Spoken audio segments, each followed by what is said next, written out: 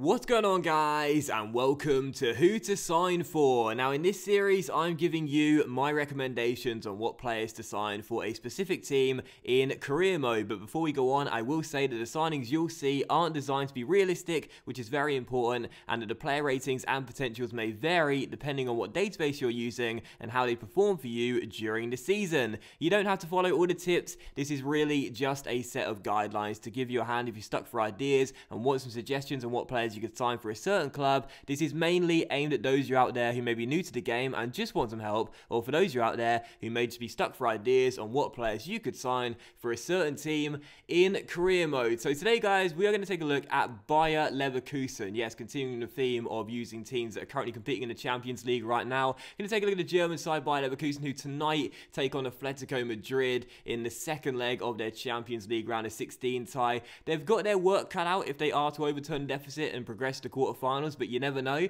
We're going to take a look at their team anyway, though, and I'm going to show you what signings to make with the German side, who currently right now are sitting in 10th place in the Bundesliga. They're struggling quite a bit. They've had a manager change this year as well, and they're not doing too well, let's just say that. But hopefully in this episode, I'll show you how to get them back on their feet and playing well again. So their objectives in the first season, as you can see right here, I would say are, achievable, to say the least. With £34 million in their budget as well, I would say they're achievable, but they could be considered quite difficult depending on your skill level. They've got to finish in the Champions League place. That's, of course, top 4 in the Bundesliga. Reached a round of 16 in the Deutsche Pokal, and also the toughest one, I would say, is reach the Champions League quarterfinals. Now, again, that is definitely achievable, and they could do that tonight if they play a Weldy in Spain. But it's quite a tough aim anyway, and I'll say all 3 games are achievable. But again, they could be considered quite tough. This is their squad as well. It's a 4.5-star team. What I really like about it, though, is that it's a team which just looks perfect to do a career mode with. It seems like they're doing their own career mode in real life. They've got some really good young talent with some very good potential. And it's definitely a side who I would say is a fun one to start with. Let's just say that. It's got some really good young talents and some awesome young players coming through. And now, as for contracts, they have 3 players with their deals up come the end of the year. Those are Frey, Hilbert, and also Lom as well. I would let the last 2 go, but possibly give a new deal to Marlon Frey. He's 65 overall. He's a defensive midfielder. He won't ask for much in terms of a wage increase, barely anything at all, really. And he does grow to 78 at his peak. Now, that may not be good enough to turn him into a world beater. He may not even be good enough for the first team in the future, but still a pretty handy squad player to have. And since he'll cost you basically no money whatsoever to extend his contract, I would say you might as well do so. Even if you plan to sell him on next year or the year after, you can just make a tiny bit of profit on the guy. For players loaned out as well, 3 players currently loaned out right now. You might be tempted to recall Papadopoulos from Hamburg. He's on it cost you £414,000 or around that to bring the Greek centre-back back to the BAYER Arena. But if you do that, again, it won't cost you much money, but it'll be a 4th choice centre-back behind Toprak, Tar, and also Dragovic as well. So that's up to you. If you want to recall him, go ahead. It won't cost you much, but to me, I don't really see the point when you've got Dragovic, Tar, and also Toprak already ahead of him right now. But for sales with Leverkusen, I definitely recommend selling one of the guys you're not going to give him a new contract to. That's Roberto Hilbert. You can let the 31-year-old go. He's only 74 overall and already behind 3 other right-backs in the club right now. So may as well let the guy go and get whatever kind of money for him if you can.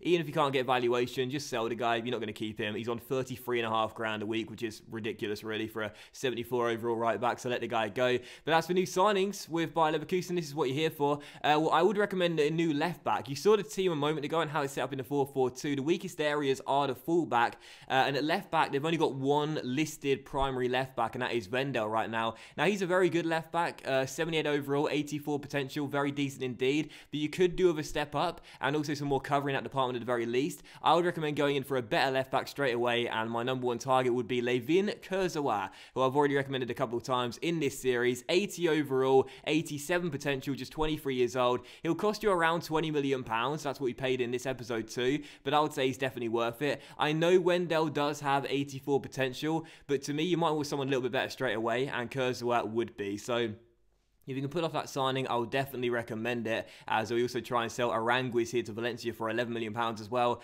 And you may be wondering why I'm not looking for a new right-back too, after selling Hilbert as well. Well, that's because they've got Jedvaj right now, Leverkusen. They've also got Henriks as well, who can also play left-back too. But both of those players, despite being mid-70s to begin with, have mid-80 potential. So the right-back area is pretty solid for Leverkusen. Don't worry about the right-back area, even though you might want to strengthen it. I would prefer to look at the long-term future with BAYER Leverkusen. And he got two really good youngsters there in that right back role in Jedvaj and Henriks as well. Just use one of those two, preferably I'd say Jedvaj, and the right back area is fine. But the left back, I would recommend a new signing. Again, you could use Wendell, he would be totally fine, but I would still recommend a new one. Just so you have two primary left backs in your team right now, and also one that's currently a step up on the first choice left back for Leverkusen as things stand right now, Wendell. So yeah, Kurz will cost me about £20 million. You might be able to get him a little bit cheaper, but £20 million is about the benchmark, I'd say. And he's got some really good stats as well. Like, technically, he's very well rounded, physically very well rounded, mentally very well rounded, a really good left back, and a solid option as well. And when he hits 87 as well at his peak, he'll be one of the best left backs in the world and worth an awful lot more money than £20 million.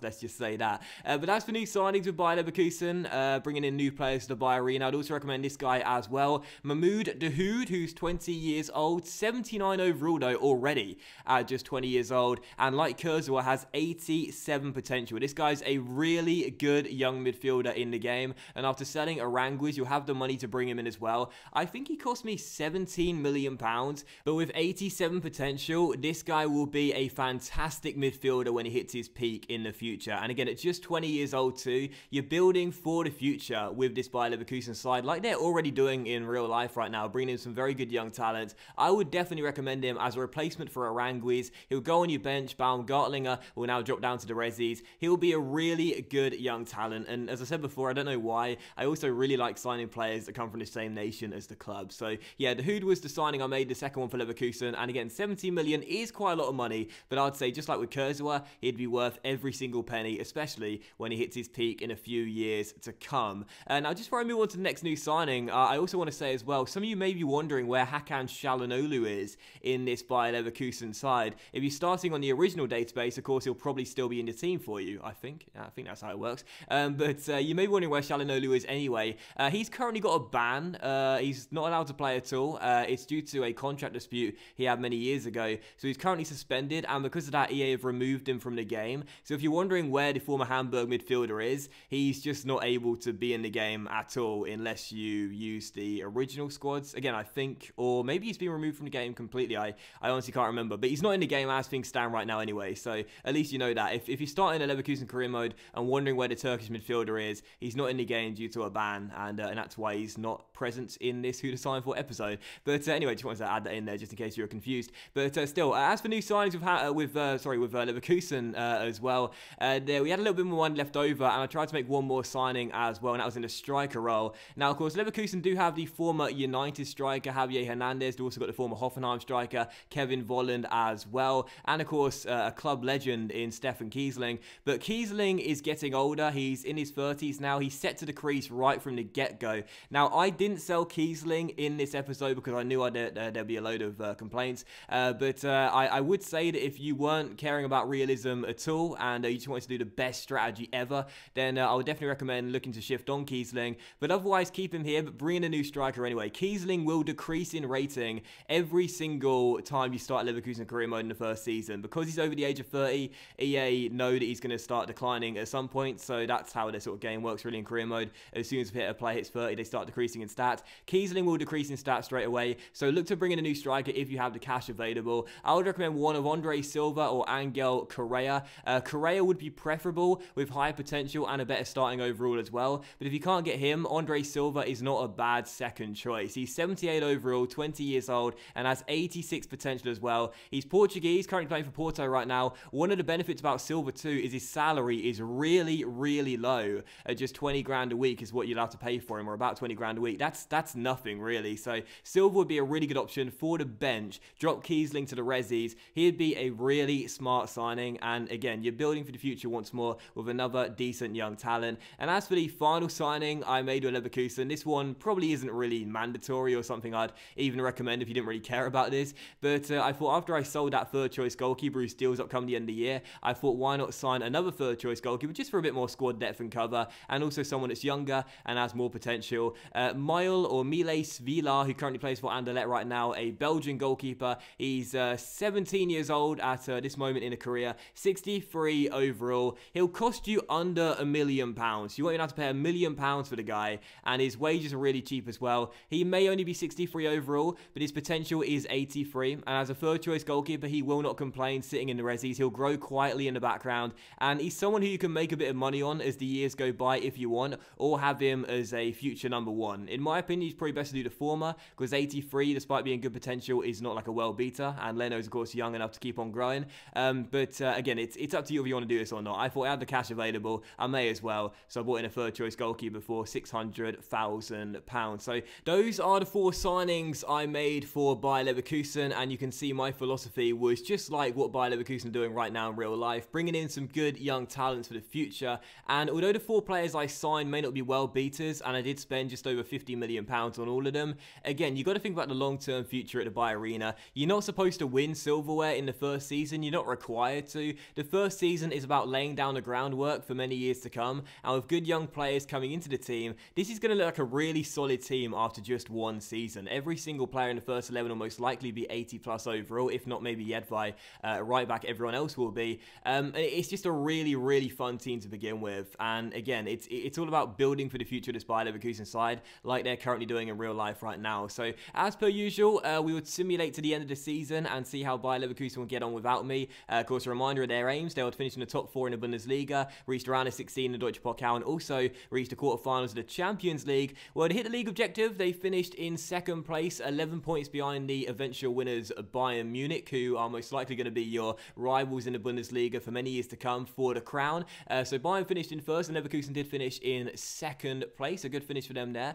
One higher than last year in real life, finishing 3rd last year in real life. In the Deutsche Pokal, they reached the semi-finals of that competition, so they went 2 steps further than they were required to do so. They were supposed to reach round of 16, and they finished in the semi-finals. And in the Champions League, they finished in the quarterfinals as well. So all 3 objectives were hit in the first season, and also exceeded their cup objective too. So that's a really solid first season for Bayer Leverkusen. And when I said at the start of the episode that the 3 objectives to hit could be quite tough if you're a little bit worried that your skill set is not quite at the level to do that, I would say that if you hit the league objective at the very least, you're most likely going to be staying on, and that's going to be enough for you to continue with this project. And I would say that this Bayer Leverkusen side is just that. It's a project. In the first season, you're not required or expected to win silverware, but after season 2, season 3, season 4, with a good young team like this, with good young players, and you adding to that as well, this team will be good enough to challenge Bayern for the crown in the Bundesliga, for the Deutsche Pokals as well, and maybe even for Champions League titles too. It's a really solid team, and my closing statement on this career mode, whether you guys should try it or not, I would definitely say so, yes. I think this would be a really, really fun team to use. It would be quite tough to try and outmuscle Bayern Munich and be known as the strongest side in Germany, but that's all part of the challenge, and with some good young players in here,